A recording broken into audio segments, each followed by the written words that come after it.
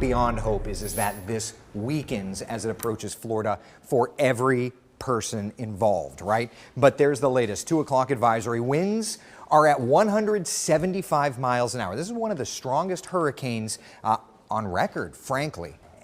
It's not the strongest, but we'll have to see how much deeper this gets. Pressure's down to 911 millibars. To give you an idea, Wilma peaked at 185 mile per hour winds, okay? So the forecast brings it through the Gulf and approaches Florida late day Wednesday, anywhere from about the Nature Coast, Big Bend, back over to about Fort Myers Beach area. Somewhere in this cone of confidence is where we're confident the center of circulation will go. And based on the latest guidance, we're talking about wind gusts across our entire area running in hurricane force winds, 75, 80, all the way up to 110 mile per hour gusts in the metro area. Now, southern Brevard, we're looking at strong tropical storm force, but that still can do damage. So our entire area is looking at a significant hit from a storm. So based on that, by Wednesday morning, 9 a.m., I want you in where you're going to ride the storm out,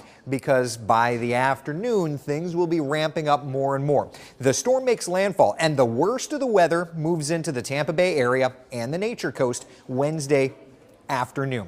Wednesday early evening, 3, 4, 5 p.m., basically downtown Orlando, the tourist district, out to about Wildwood, the Villages, Ocala, from the about Orlando north and eastbound areas. In green here, Palm Coast, Daytona Beach, Titusville, the worst of the weather moves in late Wednesday evening and, of course, into early Thursday. So we're talking about what could be the most significant hurricane to hit our area, Central Florida, since Hurricane Charlie 20 years ago, with such a hit of wind. But the storm surge on the West Coast, they just set records a couple of days ago, Marquise. It's about 11 days removed from Helene passing across the Gulf Coast here in Florida, and we're likely going to shatter those records. Here's a look at what could possibly play out. We see from Tampa all the way through Fort Myers, storm surge is likely going to be greater than 12 feet.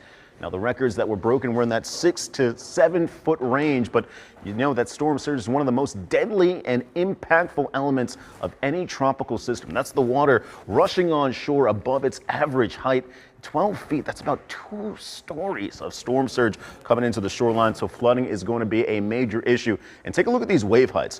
This is the projection of Milton moving across the Yucatan Peninsula. We see waves between 15 and 20 feet, and that path is going to continue up towards the north. Before it does make landfall, waves could be as great as possibly 26, maybe even 32-foot projections, and that's only going to increase the storm surge, but that's across the Gulf Coast side. What about for our coastal communities here in Central Florida? Well, Flagler, also Volusia County, the waves offshore, those could be anywhere between 15 and 20 feet across Wednesday, Thursday, and even into parts of Friday. We'll still hold on to those high wave heights. So one of the questions we keep on getting asked is, should we evacuate, all right? Well, if you are west of I-75, the answer is certainly yes. If you have family members, friends, relatives with an extra place to stay in your place, if you're in this yellow shaded region, offer them a roof, some shelter, because we're going to see the immense storm surge, strong gusty hurricane force winds that are continuing to intensify across I-75.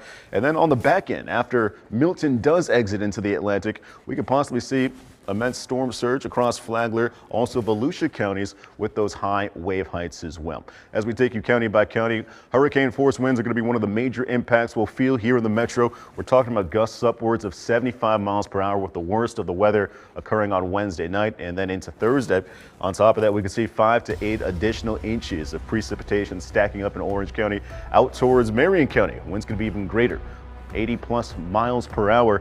And then as we take you out towards Volusia County, you throw on the storm surge on top of that, we could possibly see 4 to 7 inches of rain. As Eric did mention, this is going to be a monumental storm heading our direction, so please use this time to get prepared.